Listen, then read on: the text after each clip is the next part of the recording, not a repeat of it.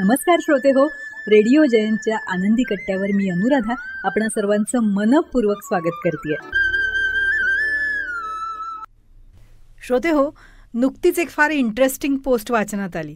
आजच्या आनंदी कट्ट्यावरून ती खास तुम्हा सगळ्यांशी शेअर करते. आपण फोन फिरवला की त्या नंबरच्या लहरी बरोबर त्याच माणसाला शोधून काढतात.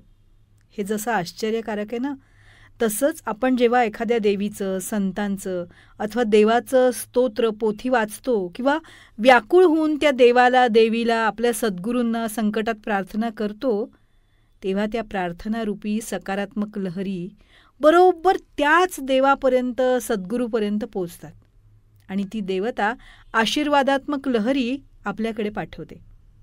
प्रार्थना लहरी जितक्या तीव्र तितका आशीर्वाद परिणामकारक असतो. एखादं वाईट काम किंवा पाप करताना आपलं मन एकाग्र असतं, पण तेच मन बऱ्याचदा पूजा, पोथी वाचन करण्यात किंवा पुण्य करताना एकाग्र नसतात. म्हणतात ना, अंमली पदार्थाचा प्रभाव चटकन होतो पण दुधाचा नाही. आपण आपल्या तब्येतीवर होणाऱ्या त्याच्या दीर्घ परिणामांचा विचार करायला हवा.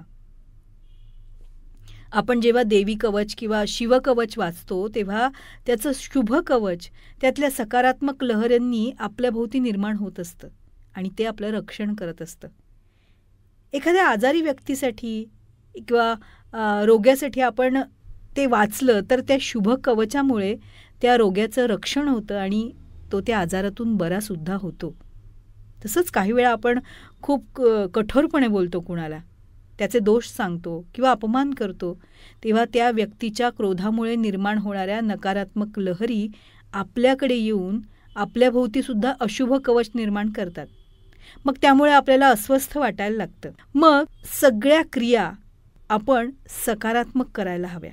जर आपण क्रिया सकारात्मक केल्या ना, तर प्रतिक्रियासुद्धा सकारात्मकच मिळतील. नकारात्मक क्रिया केली तर नकारात्मकच प्रतिक्रिया मिळतील. कारण क्रियेला प्रतिक्रियाही होणारच. कारण बघा, लहरींचं जाळं हे सगळीकडे पसरलेलं असतं आणि ते खूप परिणामकारक असतं. आपल्या संतांनी यावर अभ्यास करूनच लोकांशी कसं वागावं, आचारविचार कसे असावेत याबद्दल सांगितलंय.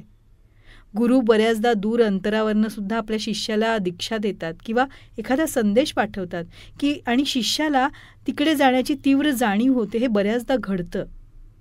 मोबाईल तर आत्ता आले, पण विचार लहरींद्वारे सुद्धा एकमेकांना संदेश पाठवणं ही शक्ती उपासनेनं त्या काळीही अवगत करता येत होतं. साई चरित्रात त्याचा उल्लेख आहे ना, की श्री वासुदेवानंद सरस्वती यांनी एका व्यक्तीकडे साईबाबांना द्यायला एक श्रीफळ दिलं होतं आणि ते ज्या क्षणी त्या शिष्याच्या हातात पडलं त्या क्षणी साईंना त्याची जाणीव शिर्डीत झाली. ही व्यक्ती आपल्या गुरुबंधूंकडनं दिलेलं श्रीफळ आपल्यासाठी आणतंय याची. तसंच शेगावात गजानन महाराजांनी देह ठेवताना साईनाथांना माझे सगळे शिष्य आता तुम्ही तुमच्या पदरात घ्या अशी विनंती केली आणि त्या क्षणी शिर्डीमध्ये साई भावविवश झाले आणि म्हणाले, माझा भाऊ गेला.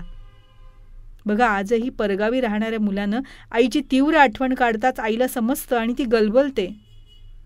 संकट काळात गुरुचं स्मरण केलं तर त्या क्षणी आपलं संकटसुद्धा टळतं.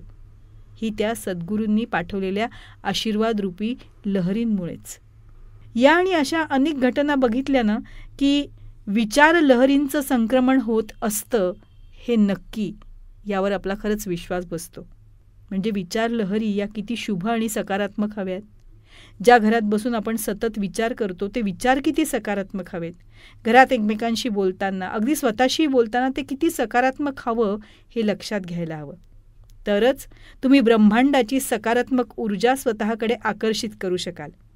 तुम्ही जे बोलाल, ज्या गोष्टींचा आणि जसा विचार कराल तेच सगळं आकर्षित होईल. त्याच गोष्टी घडतील तुमच्या आयुष्यात आणि तुमच्या विचारांनीच तुमचं भाग्य बनेल. त्यामुळे ते सकारात्मक हवं की नकारात्मक हवं हे फक्त आपण ठरवू शकतो. तेव्हा कायम सकारात्मक वागून, सकारात्मक विचार करून निर्माण होणाऱ्या अशा सकारात्मक ऊर्जेचा अनुभव आपण नेहमीच घ्यायला हवा. आणि हे सारं साध्य होतं ते आपल्या सद्गुरूंनी आपल्याला अनुग्रहाच्या द्वारे दिलेल्या साधनेचे अखंड अनुसंधान बाळगल्यानं. श्रोते हो, खरंच सकारात्मक विचारांची आणि सकारात्मक लहरींची ही ताकद आहे, हा प्रभाव आहे.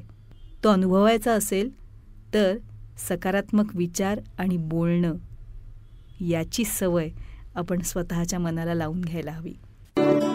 तेव्हा श्रोते हो, हा होता आनंदी कट्ट्यावरचा आजचा सुंदर विचार. तुम्हाला तो कसा वाटला याविषयीची तुमची कमेंट बॉक्समध्ये नक्की लिहा. आणि त्याचबरोबर रेडिओ जयंतचे दर्जेदार कार्यक्रम ऐकण्यासाठी रेडिओ जयंत लाईक करा, शेअर करा आणि सबस्क्राईब करा. रेडिओ जयंतचं सबस्क्रिप्शन फ्री आहे. आणि त्याचबरोबर नोटिफिकेशनसाठी बेल आयकॉनवर क्लिक करायला सुद्धा विसरू नका.